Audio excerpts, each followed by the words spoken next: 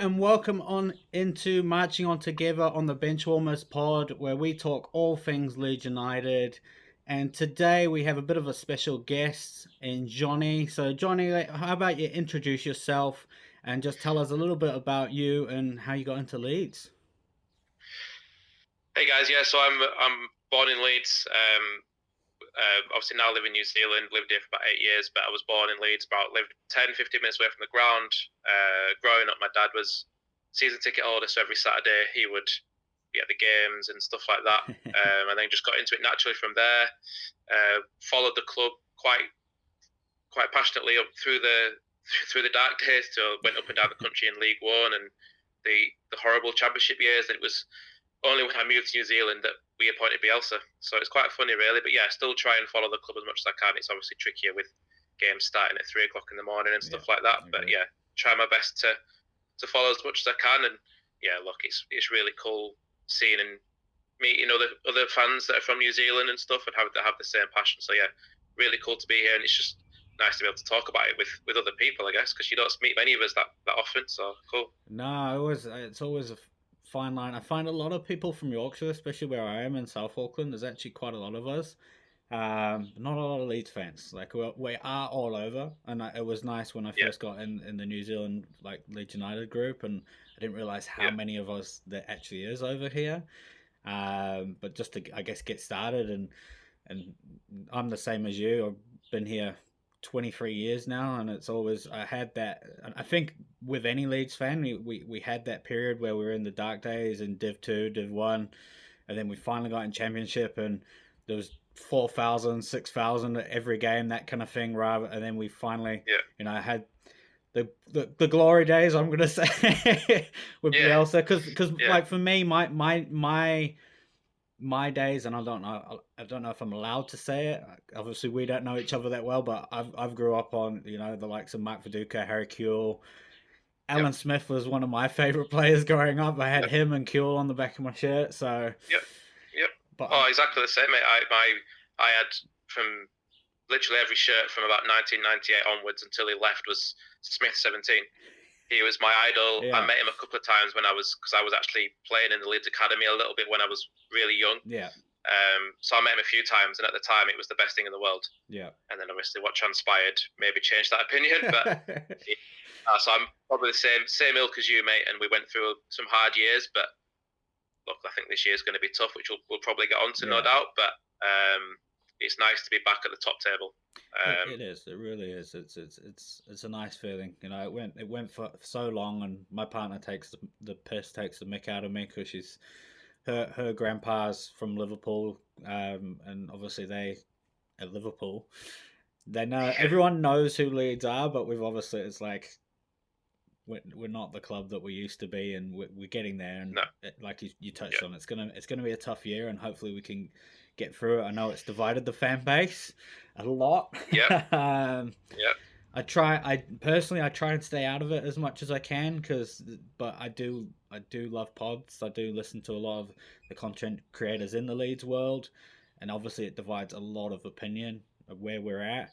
But I guess what we should do is roll on. I guess touch on the game on the weekend and touch on everything that's going on in the club at the moment. I'll get you to start. What were your thoughts on the Man City game? How do you feel like coming out of that? Well, I mean, if you'd have asked me after 2 minutes of the game and we were already 1-0 down, I would have probably thought this conversation would have taken a slightly different tone. Yes. One thing I would say, I think Farke deserves a little bit of credit because he's actually changed things up a little bit. And I think reading between the lines, looking on social media and looking at other podcasts and things like that, a lot of the frustration was his pure stubbornness at sticking to the same formation, the same picking of certain players. I don't want to single players out, but I think we all know who we're talking about between the lines. But the fact that he changed it up and we got back into the game shows that we have got a little bit of wiggle room if he's going to be willing to change. So yes, we didn't win, but I think that if we keep to the three at the back and we go and attack it in the same way against Chelsea, I think we've got something to at least cling on to, which I think is all you want. Well, that's it. I'm in the same boat. Like it's let's be honest. Nobody thought we were gonna after the run of games that we've been on. these 3 games coming up, nobody thought that we were going to get anything out of it, and obviously where everybody's been at the moment is fuck out, and I'm the same. I'm in the same boat as you. If we when we went 2-0 down, it was literally okay. We've reached that point now, and I'm not anti Farke. I'm not exactly pro Farke, but I want to give him a shot. I don't personally think he got backed. He did get backed, I guess, but not in the certain areas, and he's stubborn, which is potentially costing us games. But at the same time, I don't think what we saw in that second half, he showed he can change. And whether it was, what, screw this. If we're down 2-0 at halftime, I'm going to be fired if we lose 5-0 at the end of this game, kind of thing. I may as well go out with a bang. And he did. That change of formation, and I know that's going to be the talk for tomorrow's game. That change of the formation changed the game. It got Pep on the back. It got Man City on the back foot. I know it's been what everybody's been calling for. And like you said, there's one player, one player in particular that everybody kind of is like, why is he still here? And I feel sorry for the guy. So his name Aronson. I do feel sorry for the guy because he works his boots off. But when at the same time Dan James has been injured and he's out for the next 2 months again, isn't he? Or the same until the end of the year, kind of thing. Nonto, I'm not seeing anything from Nonto currently. No. I do see. I think his height, his stature, maybe costing him. I don't know. What do you think? Like, do you think what we saw in that second half we need to flow through? Farke's obviously saying that different. It's game to game, situation to situation, and we haven't seen him change in those situations until now. I think he'd be silly to not at least go again. I think I appreciate that he's got, and football coaches have principles that they want to stick to and things like that. But stubborn bunch. we're not, they're in a business of winning games of football and picking up points and stuff. And I saw enough in that second half to suggest that it's worth at least attacking it at home against Chelsea. Yeah. And I think that one of the big things, not just the formation, was the switch of going a little bit more direct. Yeah. And having 2 strikers up there allowed us to be a bit more direct, and there was bodies closer to Metcher and Calvert-Lewin, which allowed us to build a bit more of a base. Great, yeah. Look, obviously we still lost the game, but Man City have got that quality. They can beat teams just on individual bits of quality. With Nonto, it's a tricky one because I remember when he first came when we first signed him 2 or 3 years back, and I thought he was brilliant. I thought it was excellent. Then obviously we had the whole thing of him wanting to leave and trying to leave and stuff, and I don't think he's been quite the same since that. I agree. Now, I don't know if that's it. I don't know if there's a hangover, a mental hangover. Yes, he's had injuries here and there, but he's not quite reached the levels that we're at. Which, if Dan James is out, we're going to be relying very heavily on him. Yeah. Or we should be relying heavily on him because I think he's a better alternative than Harrison and Aronson. Yeah, definitely. But then on the flip side, if we are sticking to the 3 at the back, is he going to play one of the wider positions? He's probably not going to get in that team. So there's a few things in the pipeline going on. So it will be interesting to see come 9 o'clock tomorrow what the team is and the formation is. Yeah. I find it's always a weird thing in football, especially being over here. We get like waking up early in the morning. You get the lineup an hour before kickoff, whereas over in rugby and league, that kind of thing, the lineup like day prior, so you know what the shape's going to look like. So I guess it's guessing game. For me, I'm the same as you, and the same with a lot of fans. I hope he's seen something, and I mean we've seen it in how many preseasons since he's been in charge, where he hasn't been afraid of playing in that three at the back, which has allowed the wingbacks to move up. And we saw it on the weekend with Demetcher and Calvert-Lewin having somebody around them. You could see Calvert-Lewin; he just looked a completely different. Like 100%. He looked so, not that he hasn't looked bad, because I think he's been decent. He just hasn't had any ball. He hasn't had anyone around him. He's just been in no man's land by himself. But having that two up front, and maybe having someone like Okafor or Nonto in there as well. I know we're a bit hamstrung in the center of midfield at the moment with it'll be Longstaff, and I think Stack might be back tomorrow, or if not on the weekend. Yep. Um, but yeah, it's going to be very interesting to see what he did, because there was definitely a change in that game, and like you said, we went a lot more direct in that second half. We seemed to be playing that football that we were playing at the start of the season, basically taking it to Man City instead of playing out from the back, which I don't think we can do. Like, it's not Beale's game. No. You've only got, I think, yeah. Yeah, there's evidence. I mean, we think back to the Arsenal game, and we tried to play neat and tidy through the midfield, and it was never going to work. And if you look at the football as a whole, and especially the Premier League as a whole, a lot more teams are trying to be a little bit more direct, because they know that teams have learned how to press against playing out from the back, and B teams aren't good enough to do it. Yeah. So, like we talked about before, football's about winning football matches, and you've got to do what's the right thing to do to win games of football. Exactly. And if that means slightly deviating away from principles, then for a short-term gain, short-term pain for a long-term gain. You know, so to me, and the thing, going back to Farke a little bit, I was very supportive of him up until probably the Brighton game. Yeah. And I thought we just went there and we were really weak. We were so passive, and they could have scored five or six goals that game. And we didn't. A lot worse. Yeah. Yeah, we didn't lay a glove on them. And that was obviously on the back of a Burnley game, which was similar, and things like that. So I was at the mindset of, we need to get rid of him. And I'm probably still on that fence just at the minute. But like we said, if he comes into tomorrow, we've got a new formation, we attack and we get something up against Chelsea. Look, it's only one game, but could it be the shoots of something?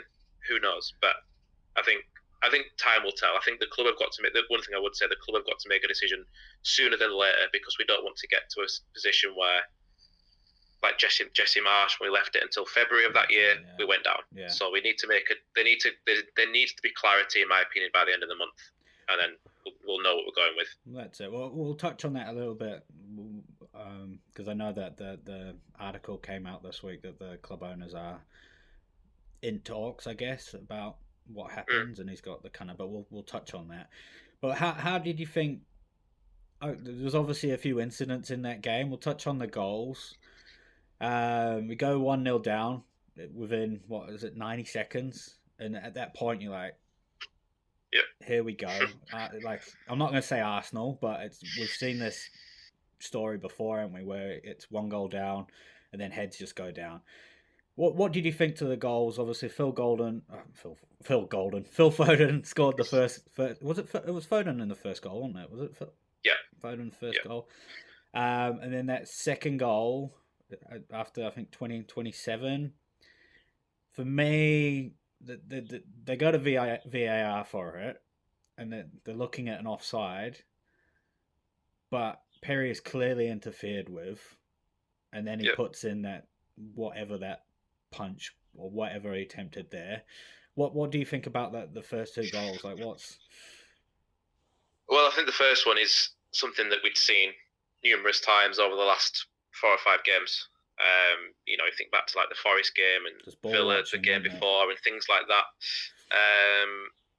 And when he's just changed the whole of the left side, you're thinking, well, that was pointless. But so yeah, that one was just something that you were tearing your hair out, because 60 seconds into the game against arguably the best team in the country, you're giving them the same goal you've given to 3 or 4 teams previous. Yeah. So that was frustrating. Look, the second one, I can see why people are complaining about it, but look, if you're going to get that, you're going to give 100 free kicks a game, in my opinion. I think Perry needs to be stronger. He's not a small player. He's not like Melier, who you would probably question his stature a little bit. Perry's quite a big, strong bloke.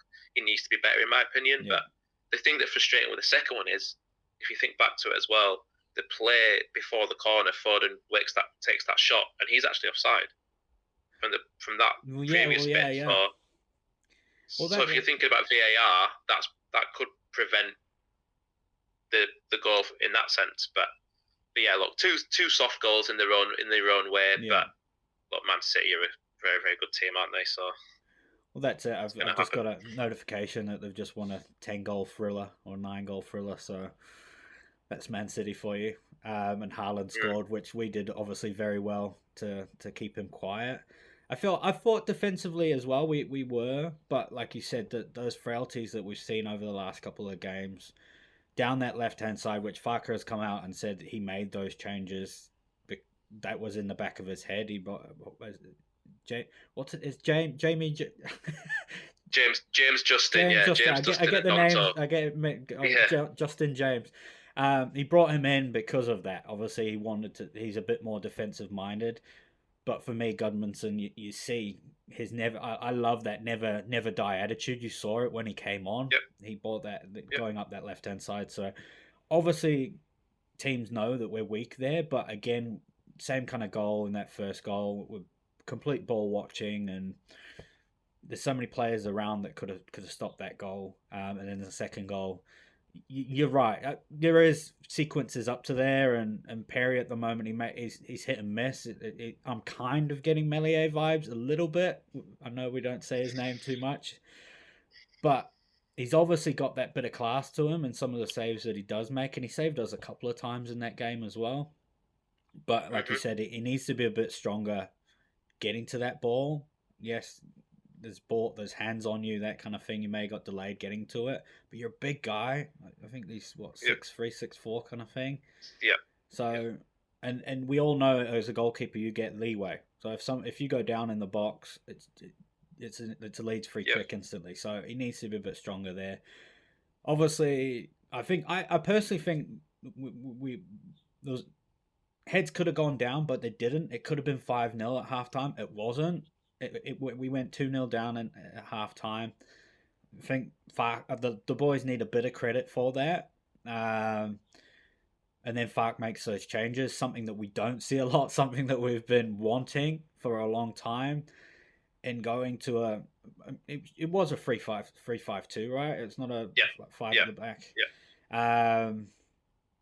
But it seemed to have worked, and then it led to that first goal, and again, it's a bit of I guess a fluky kind of goal, but Yeah, but it comes from there's a little bit of luck. Obviously, the defender probably doesn't cover himself in glory, but it comes from us just having players near yeah, their place to exactly, pressure on, yeah, and allowing Calvert-Lewin and Mecha to sort of work together to create the opportunity.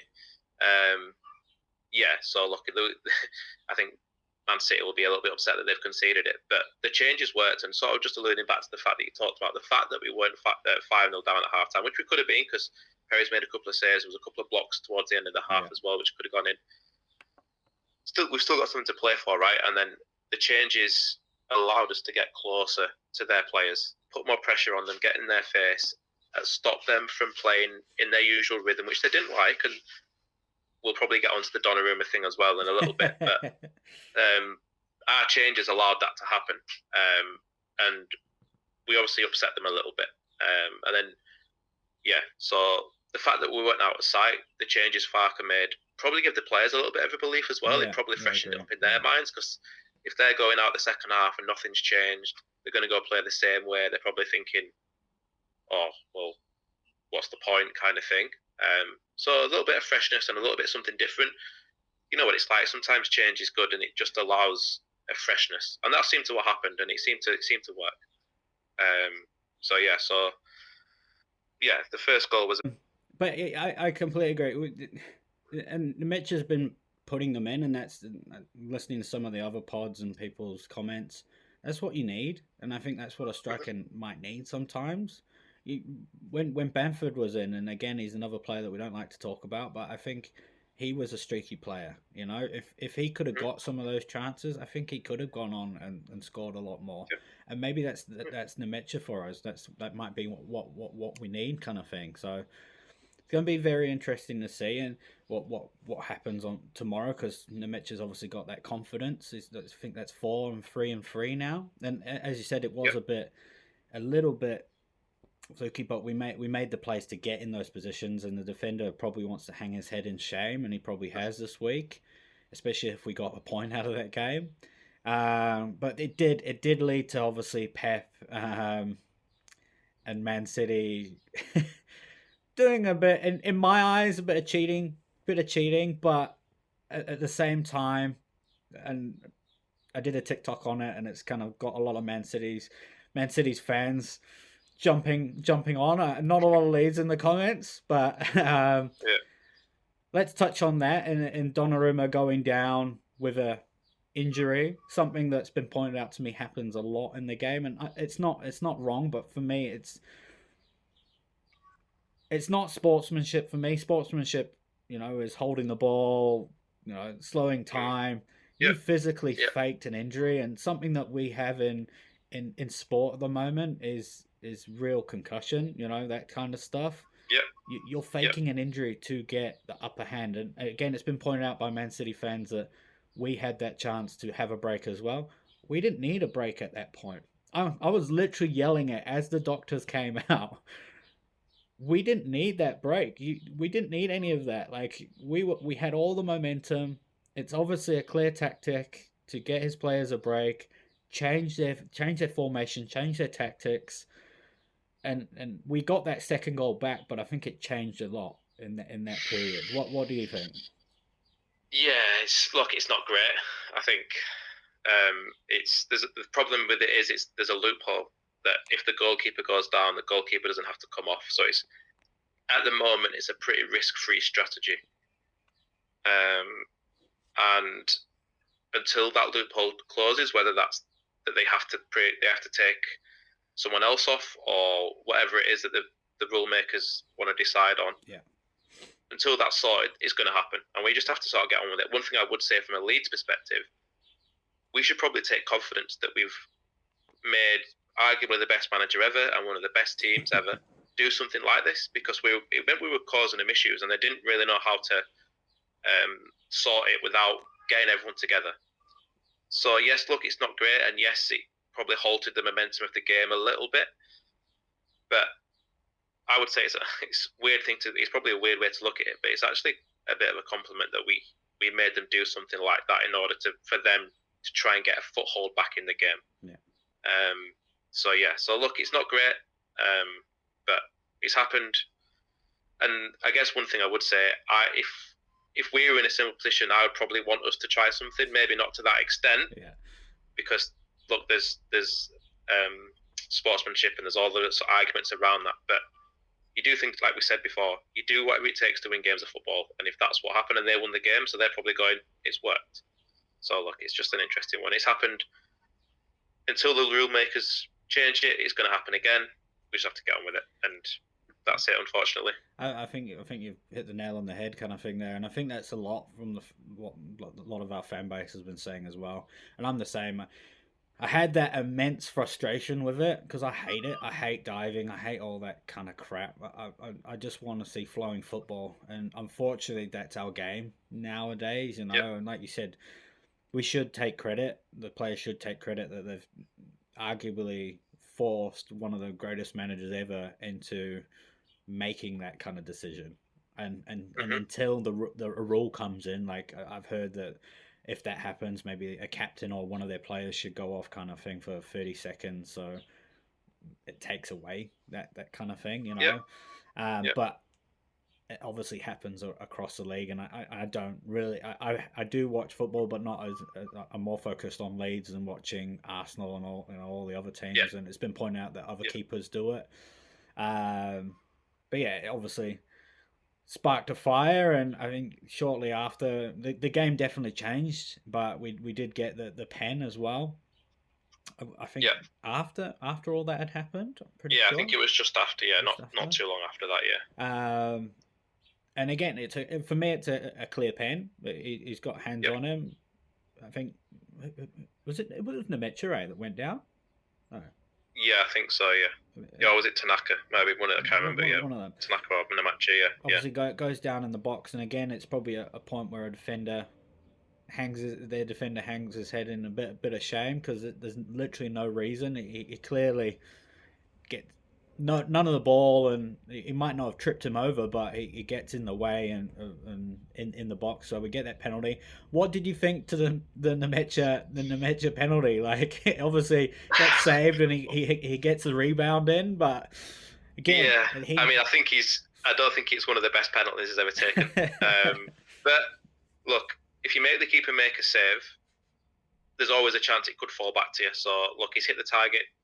Not a great penalty, like we said, but he's come back to him and all of a sudden with two apiece. So, and like you said before, it's 3 from 3 for him, which he scored a completely different type of goals in them as well. So yeah, so I think, look, it went in the back of the net. That's all we wanted. And at that point, you're thinking, who knows? You know, we get back into the game. It's two apiece. You're thinking, well, who knows? But yeah. Well, that's it, and it goes back to a piece, and then it's bums on seat, biting the fingernails for the rest of the game. Will they? Won't they? And then we get to the 90th minute, and we get 10 minutes of extra time. And I'm gonna be honest, I'm at that point, and I go, "Come on, boys, hold out." But as a Leeds fan, you know what it's like. Yeah. Yeah. We've got too much class. Look, too much class. Like we touched upon earlier, Man City have got players that can just do things, and that's the way it is. And I think once we saw 10 minutes, I think that it was going to be tough. I think we were starting to get a little bit tired anyway. And then look, definitely saw Foden's goals. It's a good goal. Yeah. It's a very, very good finish from a very good football player. And it is what it is. These things happen, but yeah, look, like we said right at the start of this, if that game had ended up going into 3-4-5-0, it's a completely different mindset. That's it. Yeah. So yeah. Yeah, I think you definitely come out of it, and like you said, it was pure class from Foden. Obviously, for me, everybody put a lot of effort in. You could see tired legs. Tanaka at the end of that, you could see if it might have been a fitter player or a less tired player, he might have been able to get there, but he fell over just trying to get to him and try and close him down. I'm not putting that blame on him, and don't get me wrong there. I think it was tired legs, and you could see Farke. I think a couple of minutes before that, Farke was trying to bring Aronson on, so obviously that was for Tanaka as well. So if it happened a couple of minutes later, it might not have happened, because we obviously know a fitter, I'm going to say fitter, use that word, might have got there. And like you said, there's disappointment there, 3-2, but hope came out of it at the end of the day. And you've still got people on the fence, and it does annoy me when we're on his case. We may as well segue into it, because obviously that article came out this week about them giving him the next 2 games. And for me, I'm like you. You have that situation and memories of Jesse Marsh and him getting that Liverpool win and then Bournemouth, and it kept him in probably a bit too long, and he should have been gone, and maybe we would have stayed up if that was the case. Do you think we're there now? Because do you think we come out of it at 3-2 where everybody's 50-50? I'm big on, you've got to give him credit where credit is due. Like, if he stuck with his same formation, 70-minute changes, and we lost 5-0, it's out. He's got to go. Not because he's a bad guy, but because there's stubbornness and we need that change.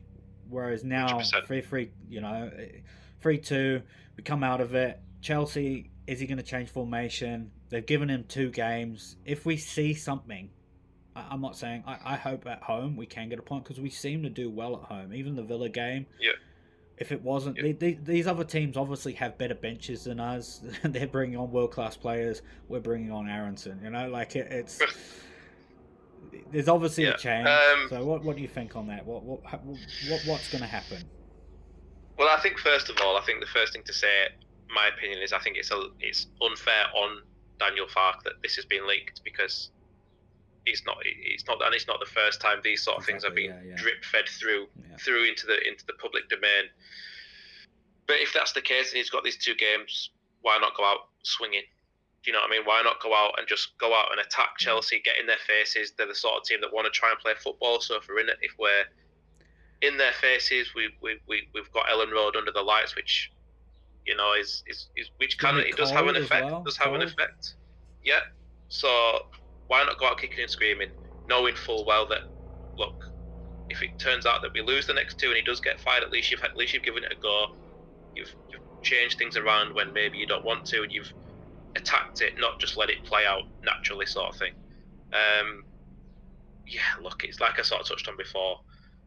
I think he did a tremendous job for 2 seasons. I was firmly in his corner last season when we were top of the league, 100 points. But I know through the season there were people questioning him and stuff, which, you know, there were a few Larry moments, but he got 190 points across 2 seasons, which is ridiculous, like absolutely ridiculous. Unheard of, yeah. Premier League is a different beast altogether, though, like we know. And if the metric for the season is 1 point per game and just staying out of the bottom three, well, we're behind all of that now anyway. Yeah, we're in the bottom three, and we're on 11 points, I think, out of 13 games or something, whatever it is. So if that's the case, then he's under pressure. And I think that it seems in my head the board have already probably made their mind up anyway. Yeah. So let's just bite the bullet, make the change. But my caveat is, don't do it for the sake of it. You have to have a plan. And if there's no plan, like we saw with Jesse Marsh, don't do it. Then you're leaving yourself open to an absolute avenue of nothingness, because we went from Scoobs to Gracia to Allardyce without really any of them really being number one. No. Well, so we know who our number ones were. One's about to potentially get fired, but he's won a Premier League, and the other beat us last weekend. So yeah. Oh, well, sorry, Bournemouth manager, wasn't it? Not Areola. Yeah. And they both turned us down at the time, and I'm in the same boat as everyone. I personally think what came out of at the end of last season after a 100-point season, you know, winning the championship, wasn't fair on him. It wasn't fair. Give the guy a chance. Yes, we might not agree. Yes, he might be a stubborn German, but at the same time, I don't think he's ever had backing in the Premier League. Norwich he never had any money, so it was relegated, and then he got them back up, and then, you know, got fired again. And obviously, we've had that chance, and they have backed him. They've gave him the players, but we haven't been playing the football towards those players that we brought in. So, and you're probably right. They've probably made that decision that he's got these 2 games. If nothing changes, it's gone. But I know people wanted him out in the last international window, but I was like, well, if you're going to bring somebody in, remember Bielsa when we got rid of Bielsa? He had a run of how many injuries in the team. He was playing a championship team in the Premier League, and we played Man City, we played Chelsea, we played Liverpool, we played all the top teams, and yes, we got demolished, but why didn't we give him that run against the worst team, you know? And that's my thing going into this. Unfortunately, coming out of that international break, we've lost to Forest, who Dyche has got them playing now. Like, I'm not going to say they're a bad team. Villa, after beating us, moved into 4th place. So, again, it's not a bad team. We've just taken Man City to the 93rd minute. So, it'll be interesting to see what happens after these 2 games. If we get dicked tomorrow, you know, 5-0 or whatever, then it's the end of its era. But what worries, I'm the same as you, what worries me about the 49ers, and I back the 49ers, I like that they've taken over as club owners. I worry that they don't have a plan in mind, and when that plan A, or they have a plan, but when plan A fails, what's B, what's C, what's D? We've seen it with transfers, we've seen it with incomings. Perry's the perfect case. He obviously wasn't the top target. They brought him in. Nonto being a case. Like, you know, we've seen incidents of it. So that's what worries me. Yeah, no, I agree. And I think the thing that you've got there is an organisation that's been very, very successful in another sport, but in a completely different culture. There's not many people, from my understanding, that have worked in or understand football fully. So they're coming into a brand new, and I know they've been around on the club for 5 or 6 years or whatever, but they've not been in full control. So yeah, look, there's an element of that. It'll just see, but I think one thing you said that I agree with. I think tomorrow's important. If we go out there tomorrow and we're in the game, we we put on a performance, but if we just roll over, get our bellies tickled, and it turns into a bit of a defeat, then I think that'll be done anyway. To be honest, because it's an important home game against one of our rivals. Thinking historically, a historical rival, you've got to go and attack it. You've got to go in and just say, right, we're here. We're going to give you a game. And if you lose, then that's happened. They're a good team, but you just can't revert back to where you were, because that will not please the crowd. That will not please the crowd. Well, if we go 2-0 down at home inside the first 30, they're going to be on his back. There's going to be, and to be fair, and I hope it doesn't happen. If he starts Aronson tomorrow, you know what's going to happen. They're going to be on him from minute one, and that's not fair on Farke. It's not fair, and it's not fair on Aronson, because he's not a horrible person. He's not, he puts his, what happened, but he puts his full effort into wearing the white jersey, and it's just, you hope it doesn't go down that route, and you hope that the stubbornness isn't there. And if he is going to play his same formation, Aronson's not there. You got Nonto on the right side with Okafor on the left. Hopefully, I think Gudmundsson is playing and everything, but I just hope that we go into this game and he's learned that he needs to. Otherwise, because apparently they are here for the board and the trustees and all that. The shareholders are here for the next 2 games as well, from what the rumors are. So they're going to see firsthand. And like you said, if they're here, then they potentially made that decision already. But I just hope that, because I personally, off the top of my head, can't think of anybody out there. I know there's been Brendan Rodgers, there's been Fat Frank, all that kind of stuff. But you don't want them here.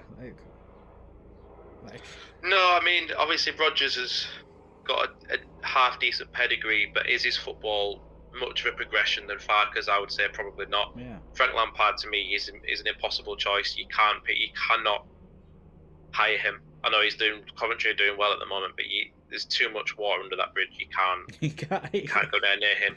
So behind that, look, who else is there? You're right. No names spring to mind. The one that did cross my mind slightly was Corberan at Valencia, the former Bielsa assistant. But again, I'm not really up to date with Valencia and how they're doing. So that would be the only one that would be looking at potentially exploring. But so again, it reverts back to maybe getting rid of Farke might be the right thing, but what's next? What's after that? Well, that's it. And like you said, there's nobody off the top of the head. Corberan is up there as well, and I don't think things are going great at Valencia, but I don't think that's entirely his fault from what people have said as well. I think they've been a bit hamstrung financially and things like that. I think the other what was the other one? Blanking out. There's obviously been a lot of names. I at the start of the season or last season, I would have put Ange up there, but Ange's confidence wise is not there. Maybe we can try and find somebody that, now we know 3-5-2 works with this team and this group of players. I don't think the players are bad. I think we've proven that they can play in the Premier League. It's just there's a lot more classier players that we're coming up against, and maybe sometimes during the game we would be a lot. And again, I don't think Farke will be in this situation as if in games where we switched off against like Spurs, Bournemouth, last weekend to an extent, we would have got points out of games, or we would have won games. Like there's been situations. Yes, we've had some dismal games, but we've also had games where we should have arguably won, or at least got a point out of it, which rises us up the table. So I think it'll be very interesting. But let's roll on. Let's roll on to tomorrow's game. Obviously, I think it's 9:00 our time over here in New Zealand, so it's about 8 p.m. It's under the lights at Ellen Road against a rival. Chelsea are a rival, historic rival. So what do you think is going to happen? Let's talk team list. Let's talk formation. Let's talk Chelsea. What the talks that I'm blanking out again. Cole Palmer might be back from the injury list. Obviously, is it Cucurella? I think he's out with a red card. So what do you think's going to happen? What are we thinking? Yeah, I think it's tricky. I think he'll stick with the formation. I do genuinely think he'll stick with it. And I think it'll be like we said. It's silly not. I think it'd be silly to change back. And I think we need to. One thing that again we've sort of touched on is Chelsea like to play football. They're good. Yeah. They're very good technically. Are there many teams that will get in their face as much as what we potentially, which we have done, like first half against Villa, we were in their face. We didn't let them play. They didn't find momentum. Yes, we didn't end up winning that game. Obviously, Cole Palmer for them is going to be a big player. Like he's a very, very good football player, and if he's playing, then that maybe does change the dynamic. But I think he'll go with it. I think it'll be Bogle and Goodmanson on the wide players, and I think it'll be the back three of Rodon, Struijk, and Biol. And then in the midfield, you've obviously got Ampadu, which I think he's undroppable. I think he's so important for us and for Farke. The question's going to be obviously how Stack is. Stack will be back from his concussion, so does he come in for Gruev and play Tanaka? Because one thing that I would say has been the criticism when it's been Longstaff, Stack, and Ampadu is all quite similar. I think Tanaka brings a little bit more guile, a little bit more creativity, and will allow us to maybe progress up the field a little bit more up there. And I think he'll go with Mecha and Calvert-Lewin up top. I think that's what he'll do. I don't think Okafor will start. And the reason for that is I think Okafor's been really good, but I think we need to make sure that you've got more defensive-minded players against someone like Chelsea, who have got a lot of quality in the final third with like Estevao, and obviously we talked about Cole Palmer and one or two others. So I think that's what we'll go with. And one thing I would say, I do think it's the sort of game on the back of the hope created on the weekend that the crowd will be in. The crowd will be up for it under the lights, getting towards Christmas, a rivalry. You know, the first 10, 15 minutes will set the tone. And if we're on the front foot, we can get something. But if we're not and we're off it, then it could be a long night. So we'll see. I'm the same as you. I hope he makes the changes because you can see it does work. And I think Biol, blanking out, honestly, that's great. I think you saw it, like Goodmanson coming on, it gave that spark again running. I love how he runs down that left hand side. I think the two up the front is what's needed. I do worry that he'll stay with the same formation, and if that's the case, I don't think it's horrible.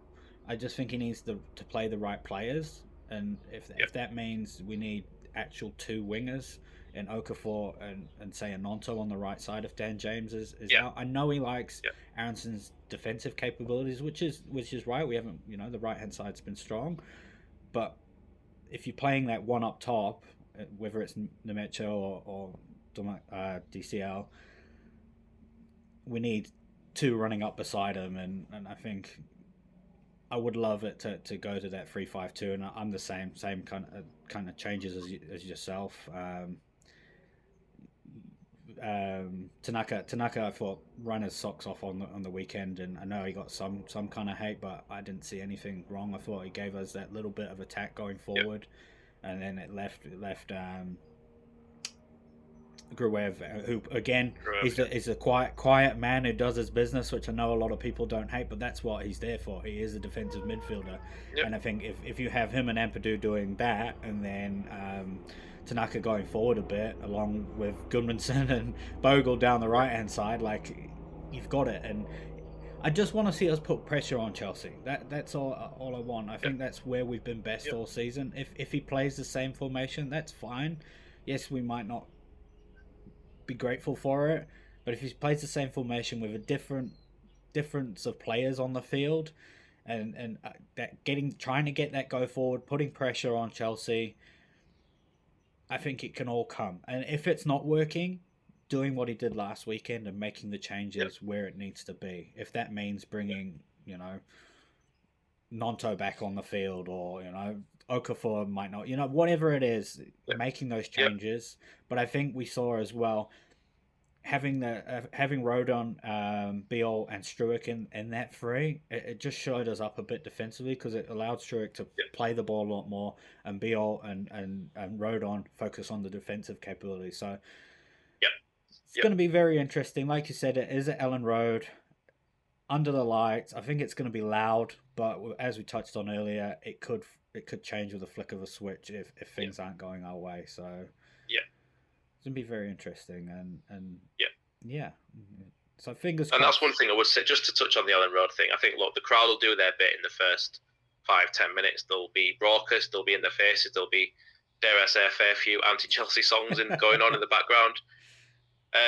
But then it's up to the players to harness that and keep that going, because we've seen so many times over the years where the crowd have done their bit in big games, and then the players haven't really bought into that and shown enough.